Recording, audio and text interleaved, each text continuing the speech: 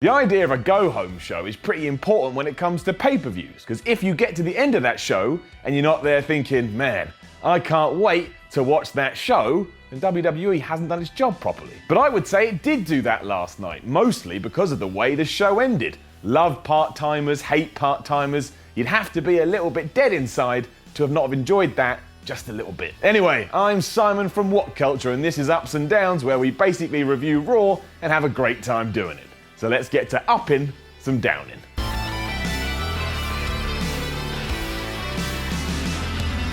As already hinted at, the ending to Raw, where Bill Goldberg, Brock Lesnar and The Undertaker had a stare down, was absolutely awesome, so clearly that gets an up. It instantly made me want to see the three go at it at the Royal Rumble and maybe even WrestleMania itself. I mean, that's not going to happen, because if you did do that, you're taking someone out of another match, because you could have Goldberg versus Lesnar and then Taker versus somebody else. But would I enjoy that? You're damn right I would. You would imagine this will play out in some fashion come this Sunday. Be that Lesnar and Goldberg are beating the hooey out of each other, and then Taker sneaks up behind them and tosses them both out. But who knows? Either way, that's how you close Raw in my book. Or at least it would if I had a book. I don't have a book yet, but when I write my book, the ending is going to feature Goldberg, Lesnar, and The Undertaker. What wasn't so great was Bill Goldberg's promo. Sorry, Pops. Gotta give it a down. Now, there's a very good chance that Goldberg had actually concussed himself before he did his interview when he smashed his head into the door, but even so, that did mean it was awkward and a little bit uncomfortable, and that doesn't make for very good television. Thankfully, when it came to shouting at Lesnar, Goldberg was back to his old and intense self, and I genuinely believed he may walk up the ramp and kick his ass for real. But we've got to call a spade, and in this scenario, the spade was Goldberg's promo, and that wasn't great. It finally happened. When the six-man cruiserweight tag team division bout went down on Raw, I fast-forwarded through it. And that is a down. I knew it would be about 3 minutes. I knew it wouldn't allow anyone to showcase themselves at all, and I knew that ultimately it wouldn't help the cruiserweight division. And gosh darn it, I was right. I like the spotlight being shone on Mustafa Ali, but it was also a bit like that spotlight was facing in the utterly opposite direction. Because, you know, he's a cruiserweight, so we can't get behind him entirely. There's rumours that 205 Live isn't doing that great on the network, so let's just hit reset quick, and make it the flippy division where everyone just does flippy . And on that note, let's stop all and any segments where Alicia Fox comes on screen, shouts so loudly that I'm left deaf for the rest of the day. No more of that. That is a down. Right, so many people think it was a bit silly that Big Show came out to stare down Braun Strowman because Big Show has been beaten more times than eggs. You know what? I enjoyed it. And this is my ups and downs.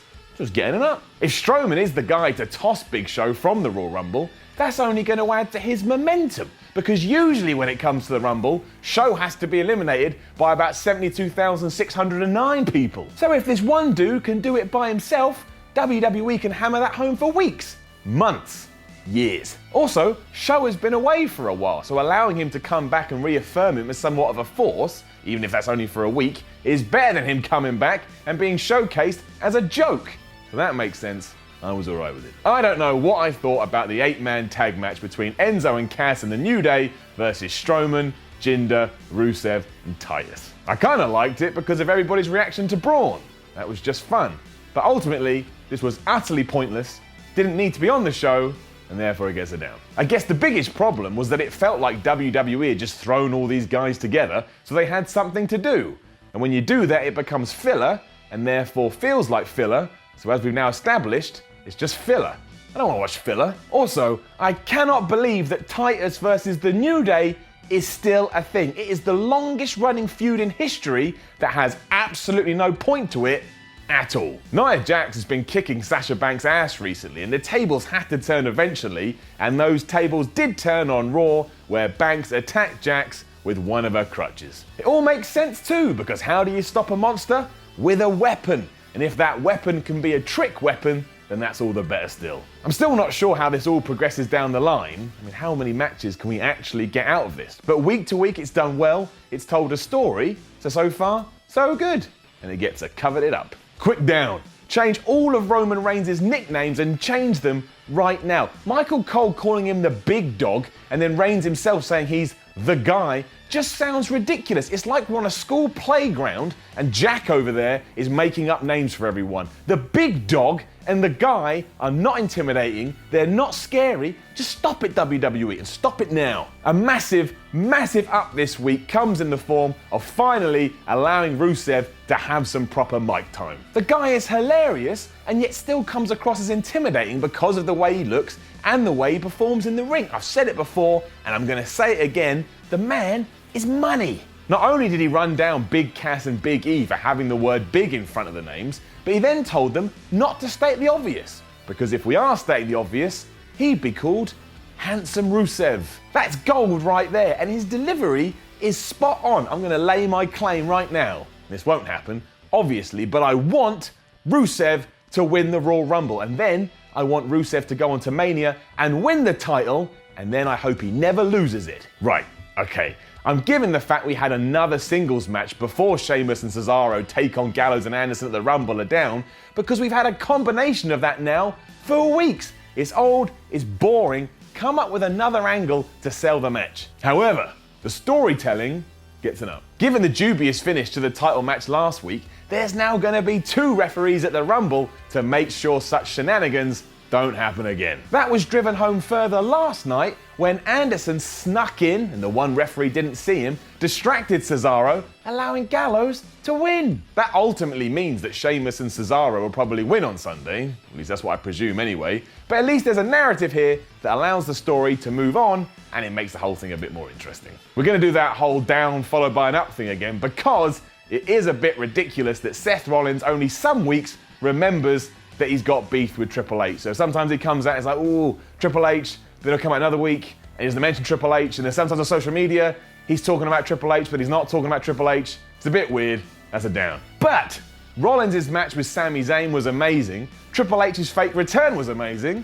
So that all gets an up. It's no surprise that Zayn and Rollins would tear the house down. They're both premier workers and they were given loads of time to show what they can do. And that pedigree on the apron was brutal. That got better still when Zayn rolled up Rollins after Triple H's music played. The best part though was Seth looked all mad and like he was ready to kick someone's ass, and the crowd's reaction was fantastic. This also furthers that program, gets Zayn in the Rumble, and when all was said and done, it was wrapped up in a nice little package, and everybody loves nice little packages. And that was Raw, the Raw before the Royal Rumble, and I think WWE did a decent job in getting you and I excited about their pay-per-view. On top of that, who actually is going to win the Royal Rumble? I don't know. You don't know. Maybe even Vince McMahon doesn't know, but that's all good because it makes it more exciting and it makes it more interesting. Now, don't forget to leave a comment below and let us know what you thought about Raw, and then like, share, and subscribe. You can even come follow me on Twitter at SimonMiller316. I'm Simon from WhatCulture, and the question this week is simple.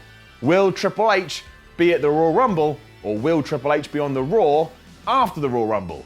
Make your choice. Let me know. The winner gets absolutely nothing.